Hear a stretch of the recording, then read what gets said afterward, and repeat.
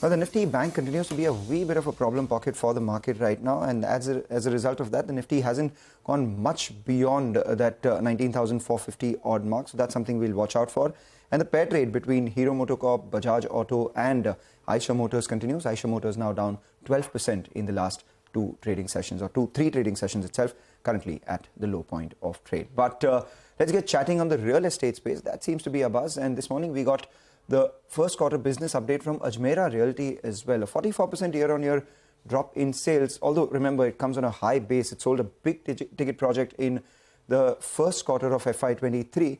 Quarter-on-quarter, there's been a bit of a jump as well. Dhaval Ajmera, who's the director of the company, joins in for more trends of the company and the business going forward. Dhaval, always a pleasure speaking with you. If you could give us a sense of what the sustainable run rate is for this year, because year-on-year, of course, it got affected by that base. Quarter-on-quarter, there's been a 60% jump. So sustainable quarter-on-quarter base, which is, which you can report. If you could give us a sense of what one can expect for this year and the next. So basically, what, as you write, that, whenever we launch projects, there has always been a jump in terms of sales, and that's how we witness as quarter to quarter, if we see. Based on last year. But, this year also we are planning to have 3 to 4 more launches coming in, and that will continue with the sustainment. So if I have to look at an average with this 225 crores, 225 crores would be the average which we should be running in every quarter on quarter from here. Okay, all right. Dhaval, congratulations. It seems you're in the right place at the right time. Real estate market is looking up, not too good for buyers like us, but very good for a developer like you. But give us a few more details. Yeah, Dhaval. The market is good. It's actually good for both of us as a developer and as a buyer, because the price is right, sentiment is good, so everyone is in the good streak.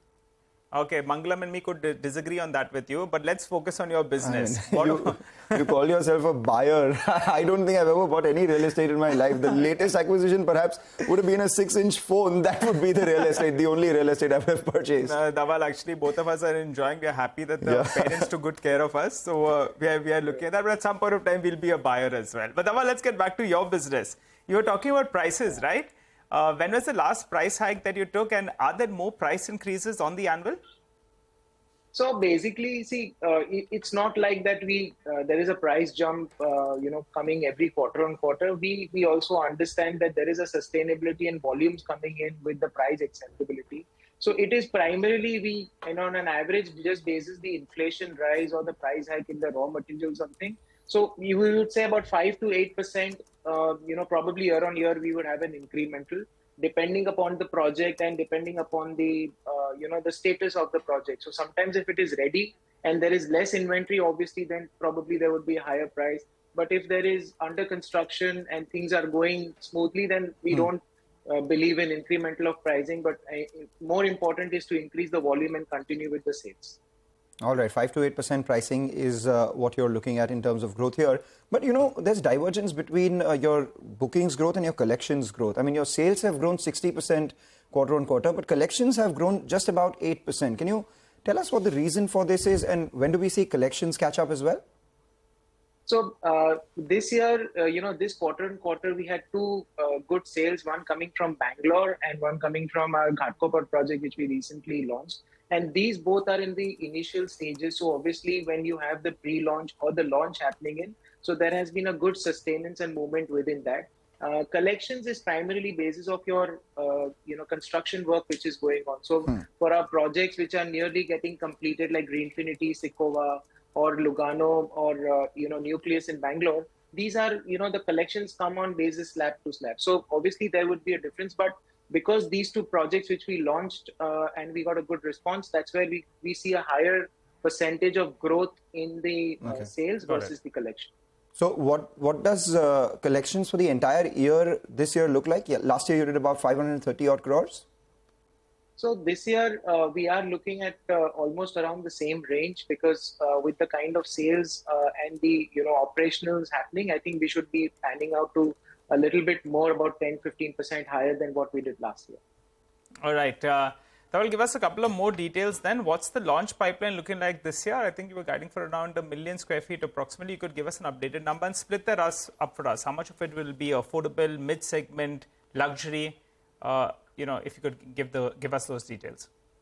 So we had earmarked, and we said that this year we would be launching 4 projects, out of which one we already just did in this quarter. We are planning to have 3 more, which will be about 9 odd lakh square feet, coming from primarily all from Bombay. One is an affordable segment, which is slum redevelopment. Second is a mid-luxury. And third is also a mid-luxury. So 2 mid-luxury and 1 affordable is where we are aiming at, all within Mumbai, in the central side of Mumbai. And what about the land that you bought from Tata.com? I just wanted to understand, when will the project start? What's the potential capex? What's the potential sales from that one?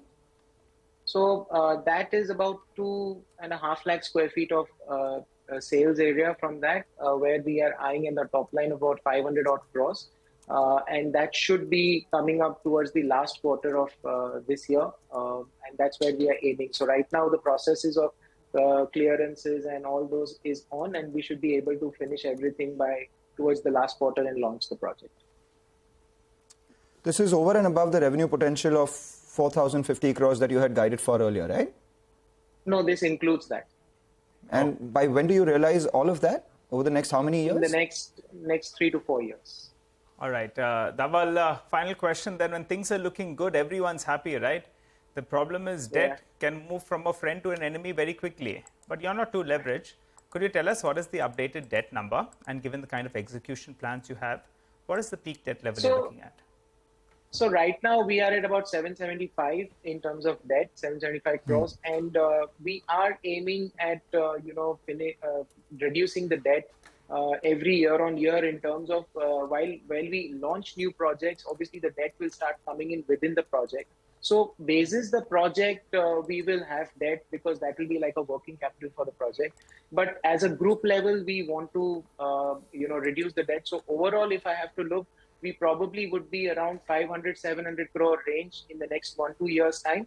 But obviously, if we have more projects, probably the debt will rise. But that's where we want to keep ourselves, so that we are, we are controlled, and we can, have a better growth sustenance within the company. Right, Dhaval. Thank you so much for joining in, giving us the outlook for the year and the next couple of years with launches, etc. as well. Both Nigel and I someday hope that we will be able to afford one of your, mid-luxury to luxury products as well. As of now, I don't think we can afford even the affordable ones that he calls. Dhaval, thanks so much for joining in. Let's not get into our affordability. All right. Take a short break, come back. All right. Take a short break, come back, and we get you more on the markets. The mid-cap index actually doing extremely well at a record high. Stay tuned.